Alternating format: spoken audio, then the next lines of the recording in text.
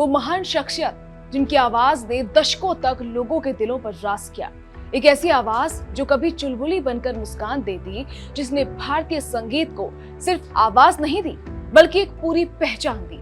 आज हम उस महान शख्सियत को याद कर रहे हैं जिनकी आवाज ने दशकों तक करोड़ों दिलों पर राज किया, जो कभी चंचल बनकर मुस्कान बन गई, कभी दर्द बनकर आंखें नम कर गई और कभी अपने सुरों से पूरी दुनिया को झूमने पर मजबूर कर गई। हम बात कर रहे हैं आशा भोसले की। भारतीय संगीत की दुनिया में अगर सबसे बहुमुखी और सबसे प्रयोगशील गायिकाओं की बात की जाए तो आशा भोसले का नाम हमेशा सबसे ऊपर रहेगा। एक ऐसी आवाज जिसने हर दौर को जिया, हर जॉनर को अपनाया और हर पीढ़ी के साथ खुद को बदला। आशा भोसले का जन्म 8 सितंबर 1933 को महाराष्ट्र के सांगली में हुआ था।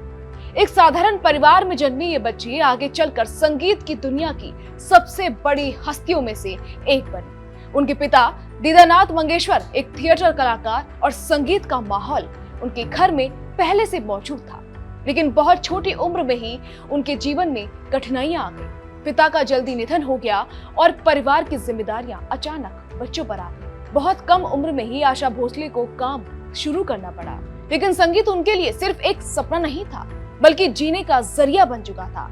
उनकी बड़ी बहन लता मंगेशकर पहले से ही संगीत की दुनिया में अपनी पहचान बना चुकी थी। आशा भोसले के लिए रास्ता आसान नहीं था। हर जगह उम्मीदें अलग थी, लेकिन आशा भोसले ने यहीं से अपनी अलग पहचान बनाने की शुरुआत की। शुरुआती दौर में उन्हें कई संघर्षों का सामना करना पड़ा। कई बार उनकी आवाज को अलग कहा गया, कभी कहा गया कि ये बहुत मॉडर्न है, कभी कहा गया कि ये उस वक्त के पारंपरिक संगीत से मेल नहीं खाती, लेकिन यही अलगपन आगे चलकर उनकी सबसे बड़ी ताकत बन गया। 1950 के दशक में उन्होंने फिल्मों में गाना शुरू किया।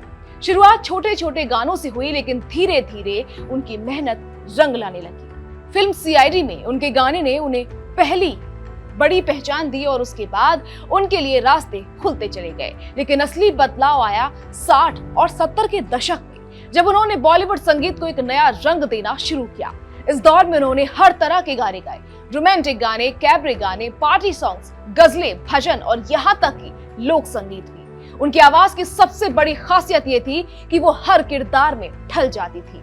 अगर गाना चंचल है तो आवाज भी चंचल, अगर गाना दर्द भरा है तो आवाज भी भावुक। और यही वजह थी कि वो सिर्फ एक गायिका नहीं रही बल्कि हर गाने की आत्मा बन गई। 70 से 80 के दशक में उन्होंने बॉलीवुड में एक नई क्रांति ला दी। फिल्मों के गाने सिर्फ सुनने के लिए नहीं रहे बल्कि महसूस करने के लिए बन गए। उनके गाए हुए गाने आज भी लोगों की यादों में जिंदा हैं।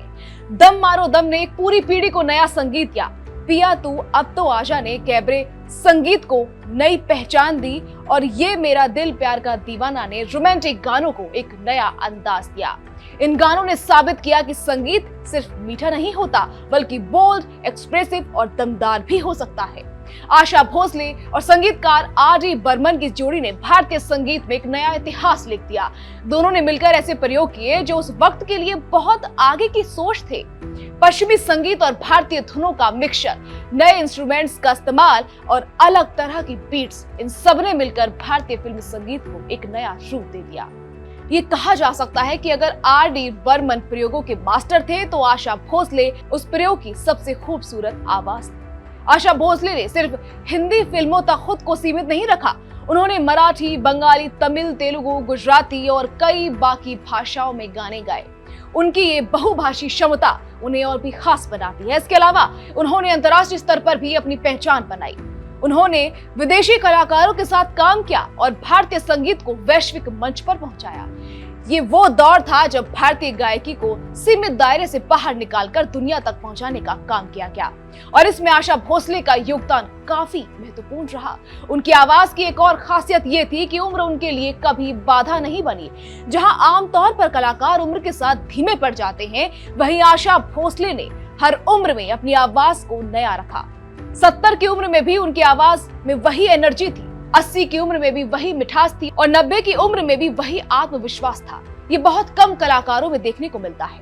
उनके योगदान को देखते हुए उन्हें कई बड़े सम्मान मिले, पद्म विभूषण, दादा साहेब फाल्के अवार्ड और कई राष्ट्रीय और अंतर्राष्ट्रीय सम्मान उनके नाम है। लेकिन शायद उनके लिए सबसे बड़ा सम्मान जनता का प्यार ही रहा।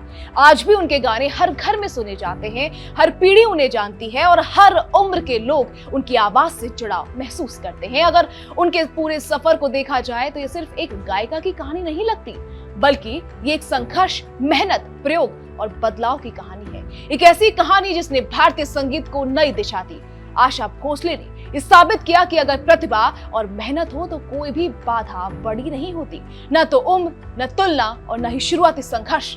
आज जब हम उनके योगदान को देखते हैं तो समझ आता है कि वो सिर्फ एक नाम नहीं बल्कि एक युग है। एक ऐसा युग जिसने भारतीय संगीत को आधुनिक बनाया, बोल्ड बनाया और वैश्विक स्तर तक पहचान दिलाई।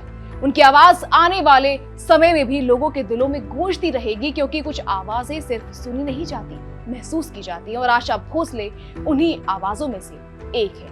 उनका जाना सिर्फ संगीत की दुनिया के लिए नहीं बल्कि हर उस इंसान के लिए खालीपन छोड़ गया है जिसने कभी उनकी आवाज में अपना बचपन सुना था, अपनी मोहब्बत महसूस की थी या अपने दर्द को ढूंढा था। आशा भोसले अब हमारे बीच नहीं है, लेकिन उनकी आवाज अब भी जिंदा है, हर रेडियो की धुन में, हर पुराने गीत की गूंज में और हर उस दिल में जिसने कभी उन्हें सुना था।